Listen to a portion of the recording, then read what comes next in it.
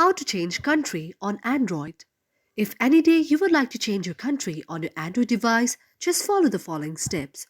First of all, you have to go to the settings on your mobile phone. Now go to the option of search and search reason out there. And after you search reason out there, if you see any search results, then it's okay. But if not, you can search country as well. And after you search country or region, go to the option of country or region on your mobile phone.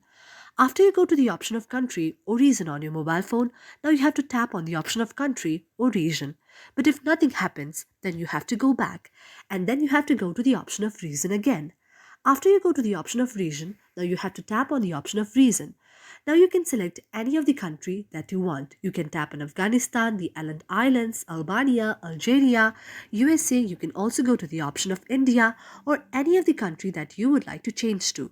So this way, your problem will be solved. Thank you for watching our video, and if you liked our video, do subscribe our channel.